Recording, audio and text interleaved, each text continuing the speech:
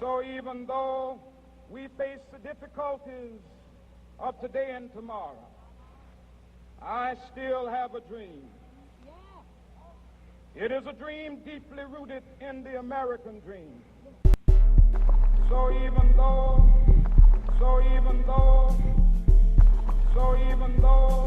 we face the difficulties of today and tomorrow, I still have a dream. Hey, this is Rod Rhetoric broadcasting live this September the 20th, 2018. Yeah, Martin Luther King had a dream. Yes, that's the truth. He had a dream. He had a dream that one day we will all be seen as equal. Hasn't happened yet, Mr. King. And it would never happen. He knew that. As long as people got eyeballs in their head and things and stereotypes put upon them and put stuff in their head by their family members and peers that's passed down through generations and generations.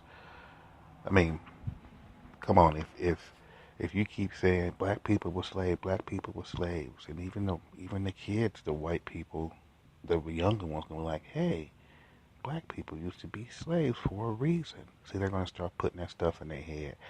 They're not going to think about the ignorance that took place back in those days, which was so ridiculous. Like, I don't care how long ago it was. It's not okay to keep another human and make them work for free and beat them and stuff. That's just common sense. I don't give a damn who you are and how you think and what color you are and what type of things is going through your head right now. I don't care. You do not keep another human being hostage and beat them and make them work for free. Make them build things for free. Well, you said, well, they ate, didn't they? Well, so do mules and horses when they plow the field and you ride their back. You have to feed your animal in order for them to live. But if the small price is just food and a makeshift tavern for them, they say, well, they're living better than what they used to be. Their own people had them slaves. Their own people the one that sold them. Their own people sold them. Okay? They were not that bright back then.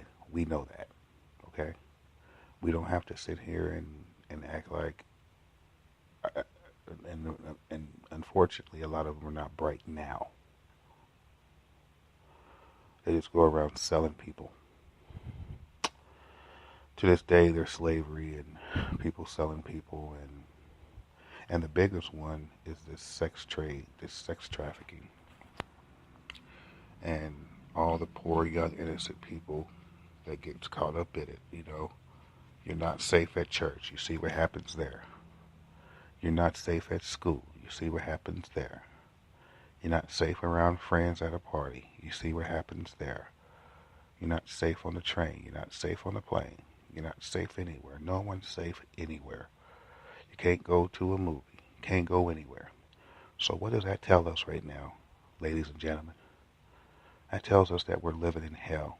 Yes, we have our trinkets. We have our devices. We have our cell phones. We have our whatever, porn or whatever fascinates us and captivates our minds and fills our souls with evilness. Yes, we have all that covered. We're the evil capital of the world. Okay? Everyone is evil. There's some good people on this earth, but for the most part, people eviled up. And when eviled up people interact with each other, you get eviled up things. You get a polluted world that's unbearable to live in. You get a China that's full of smog and mayhem. That's what you get when you put these people together. You still have this racism going on. Of course, Botham Jean is the topic right now, but so was Tamir Rice and all the rest of them.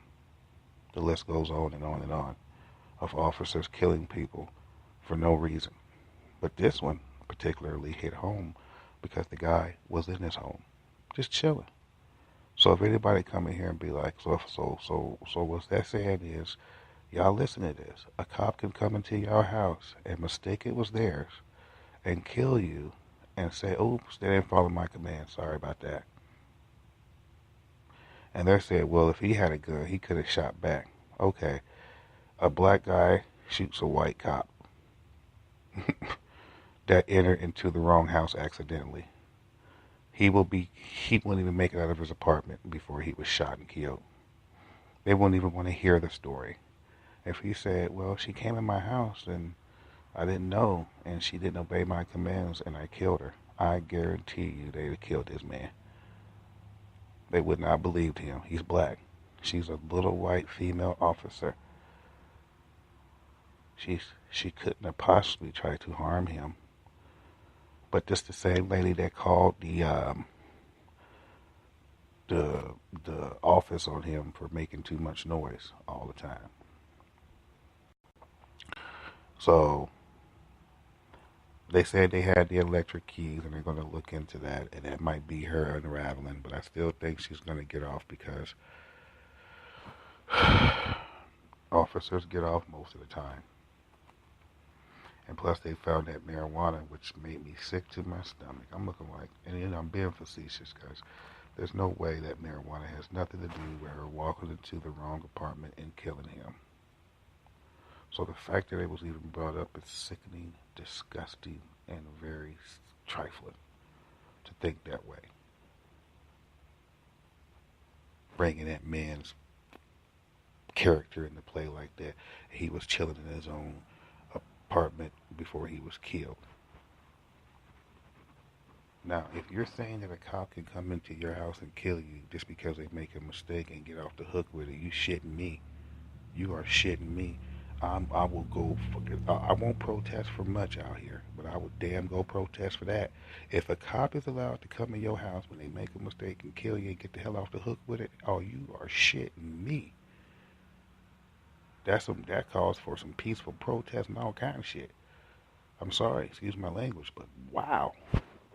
If they're allowed to come into your house and gun you down and say, oops, my bad, sorry, and then they go to work next week, man, if you don't get the hell out of here with that, that's ridiculous. And it doesn't even sound right. And then the Dallas superintendent said, well, I can't fire her yet, so we got to keep paying her. Must be nice to be a police officer. So that's just what it is. I just figured it out. If you want to kill the people you don't like and get off the hook with it and be like, man, I want to harass and kill these certain kind of people. I don't like them. How do I do it without, I can become a police officer and I can harass and kill all the people I don't like all the time and get away with it. That's genius. Why didn't I think of that? So I can plant guns on people and say every time that you felt like your life was in danger and stuff like that. Yeah. That's crazy. Yeah, that's crazy. Now,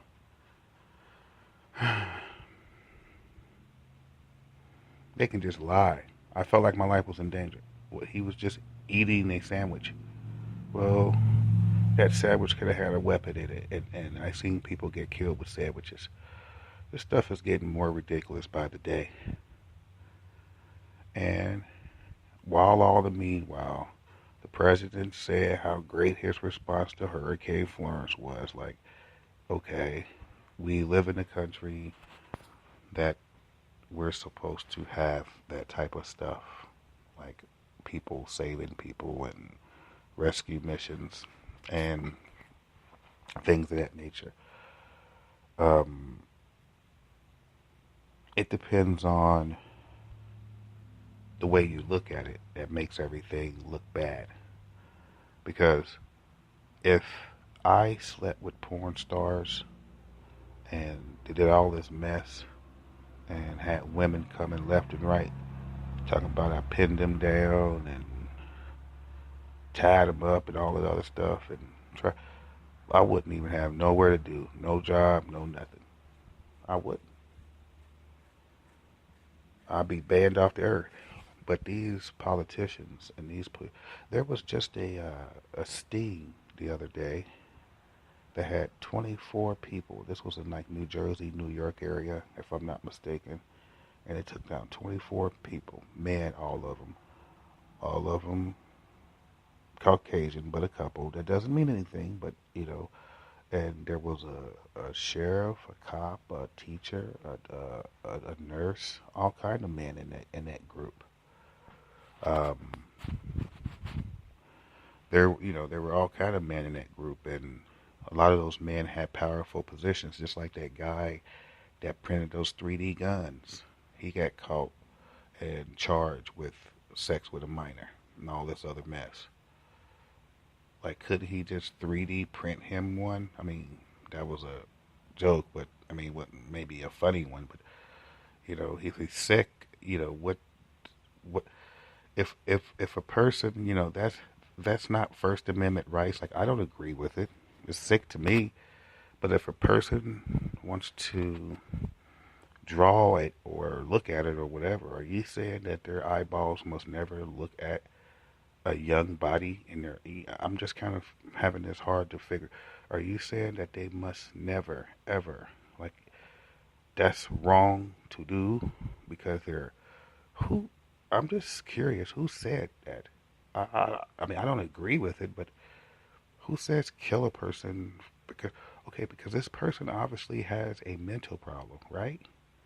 Obviously have a mental problem. There's people that like animals, there's people that like robots, there's people that like all kinds of stuff. But just because a person likes a smaller human, a younger human, the person should be killed? I mean, I'm no genealogist, but how can you stop that? Like, how can you go in these people's brain and say, don't you look or don't you touch? I mean, yes, if you touch, you get in trouble.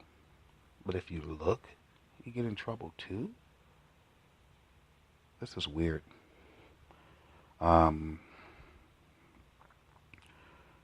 Weird big time. And I'm not defending it in any way, but it's just common sense to me. How are you going to go into all these people's brains if you see what happened in Delhi? I mean, that's the rape capital of the world. I mean, this 7-year-old was brutally raped the other day. The 8-year-old was gang raped. It don't matter. It happens all over the world. It's not right. But my question to all of you experts out there is, how do you stop it? How? Lock them all up forever? Then we're going to be using our tax dollars to take care of perverts? Look, we have to figure this out somehow. And you can't kill them. I mean, this is tough. I don't know what to do. Anyway, as I always do, I give a moment of silence for those who lost their lives, because believe it or not, we're going to lose our life one day. Unfortunately. Hopefully it's in a good way. Hopefully none of us suffers. But we getting the hell out of here. So what I say is, let's make the best of it. Let's not stress out things happen that's out of our control. And we just get it in. So I really do appreciate everything. And now, the moment of silence.